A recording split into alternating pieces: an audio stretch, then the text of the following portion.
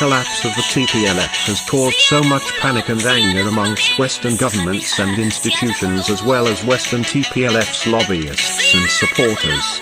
They all urge for immediate ceasefire and express concerns for the well-being of civilians.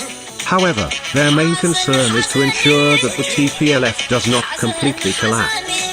Of course, this is not being done out of love for the TPLF, but they wrongly perceive that the TPLF can serve Western interests and to prevent Ethiopia and Eritrea's peace endeavor that is owned by the countries of the Horn African region.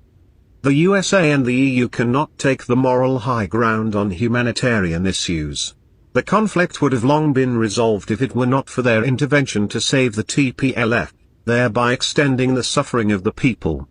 The Western leaders need to come to terms with reality before it is too late.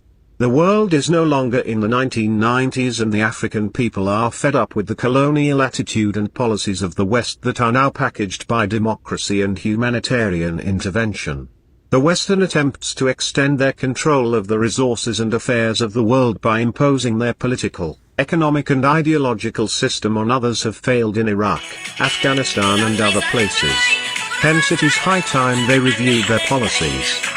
The Westerners need to understand that the people of the region have suffered immensely under the hands of the TPLF and desperately want to see the back of the TPLF. Therefore, Western support for TPLF is equally despised by the peoples of the whole region.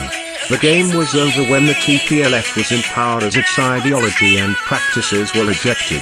The TPLF can no longer be saved or sustained by outside support. The game has ended.